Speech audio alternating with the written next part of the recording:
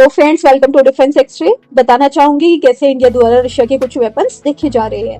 अब एएनआई से रिपोर्ट आ रही है कि इंडिया द्वारा seriously additional S-400 air defence system को देखा जा रहा है। तो 5 S-400 एयर डिफेंस सिस्टम हमने पहले ही ऑर्डर किए जा चुके हैं, जिसमें से 3 ही ऑपरेशनल हैं, 2 और डिलीवर होने हैं। जिसमें से एक जो है वो 2026 में डिलीवर हो पाएगा और दूसरा जो है वो 2027 तक डिलीवर हो पाएगा। ऑल्दो ये पहले होना था, बट अगेन यहाँ पर डिले हो रहा है। लेकिन इसके बावजूद यहाँ पर हम एक्स्ट्रा S-400 का ऑर्डर कर सकते हैं। ऐसा रिपोर्ट किया जा रहा है कि बाकी डिफेंस सेक्रेटरी द्वारा यह चीज कही गई है कि अगर एयर डिफेंस चाहेगी तो गवर्नमेंट एक्स्ट्रा S-400 को लेकर विचार करेगी। और अब इस चीज को लेकर और संकेत मिल रहे हैं। इवन यहाँ तक कहा जा रहा है कि इंडियन साइड S-500 को लेकर भी इंटरेस्टेड है और प्रेफरेंस S-500 का ही है। तो इसको लेकर टॉप रशियन लीडरशिप द्वारा क्लियरेंस की रिक्वायरमेंट होगी।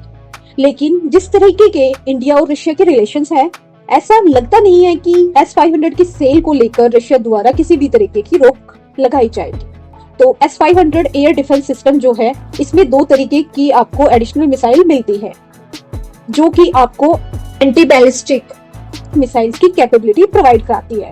दोनों एक्सो एटमॉस्फेरिक और एंडो एटमॉस्फेरिक कंडीशन में। तो बेसिकली ये S-400 plus air defence system है, बट ऑफिशियली इसको S-500 कहा जाता है।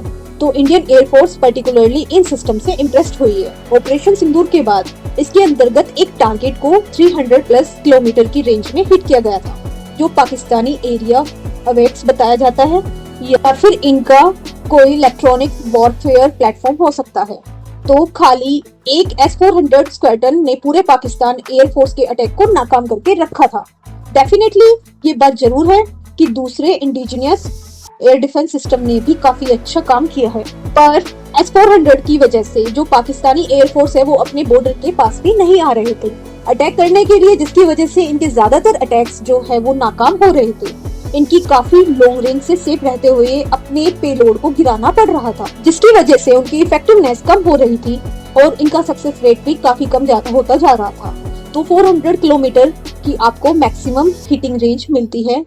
वहीं पर जो इनका ट्रैकिंग रडार है, जिसे 96L6E कहा जाता है, या फिर इसे चीज बोर्ड भी कहा जाता है, ये आपको ऑलमोस्ट बड़े RCS वाले ऑब्जेक्ट के अगेंस्ट, यानी कि वैसे ऑब्जेक्ट्स के अगेंस्ट जैसे कि पाकिस्तानी अवॉक्स था। तो अगर आपको ये इतनी रेंज से पेंट करना स्टार्ट कर देता है तो आप खुद हड़बड़ी में अपने प्लेटफॉर्म को वहां से हटा देंगे, क्योंकि आपको पता है कि कब जो मिसाइल है वो आपको आकर हिट कर जाए, क्योंकि मिसाइल की रेंज भी ऑलमोस्ट 400 किलोमीटर की है।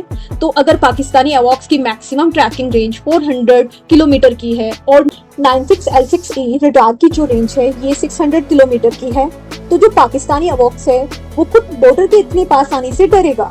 स्पेशल जब आपने पहले ही 300 प्लस किलोमीटर की रेंज में एक टारगेट हिट किया हो, तो जो इनके अवॉक्स है वो पूरी तरह से नाकाम कर देता है। तो जो इस लिहाज से भी जो ये S-400 है, ये पाकिस्तान के अगेंस्ट काफी ज्यादा कारगर साबित हो रहे हैं। तो अकेले इनकी वजह से पूरे पाकिस्तान एयरफोर्स डिफेंसिव रहती है और इसलिए इनकी रिक्वायरमेंट और ज्यादा फिल की जा रही है। ऑल्दो ऐसे सिस्टम की रिक्वेस्ट ऑलमोस्ट 12 के नंबर में थी, पर ये मानकर चला जा रहा है कि ये जो S-400 एयर डिफेंस सिस्टम लिए जा रहे हैं, ये एज अ स्टॉप गैप लिए जा रहे हैं। बाकी रिक्वायरमेंट प्रोजेक्ट कुशा में पूरी की जाएगी। तो प्रोजेक्ट कुशा भी ट्रैक पर है, पर पूरे तरीके से फुल रेंज में इस मिसाइल को सर्विस में करते करते 2019 से 2030 हो जाएगा। ऐसा लगता है कि प्रोजेक्ट कुशा से पहले ही एयरफोर्स इसके नंबर को बढ़ाना चाहती है, और ये सही भी है, क्योंकि हमारी जो रिक्वायरमेंट है ऐसी तो 12 से ज्यादा की ही होनी चाहिए। क्योंकि ये चीज हमने इजराइल और ईरान की वॉर में देखा है कि अगर फुल फ्लेज्ड वॉर होती है तो यहाँ पर जो बैलिस्टिक मिसाइल्स या फिर क्रूज मिसाइल्स को लॉन्च किया जाता है वो धीरे धीरे अपनी एयर डिफेंस सिस्टम को सैचुरेट कर देते हैं। तो इसलिए एयर डिफेंस के मामले में जितना ज्यादा हो उतना बेटर है। तो S-400 भी हम अच्छे नंबर्स में ले सकते हैं। तो प्रोजेक्ट कुशा के अंदर तो हम अच्छे नंबर्स लेंगे ही, साथ में अगर S-500 को ले लिया जाता है, जो कि एक्चुअली प्रेफरेंसेस है, तो ये एक्चुअली हमने खुद एक anti ballistic missiles air defence system के पैरेलल में काम करेगा, जिसकी नीड काफी ज्यादा फिल करी जा रही है।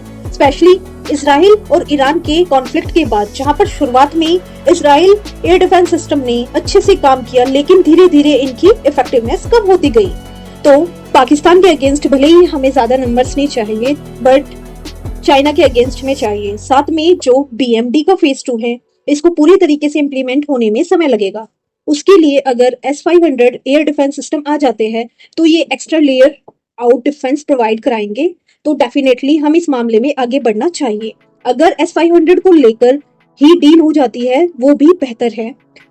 आई होप इंफॉर्मेशन यहाँ पर क्लियर रही हो।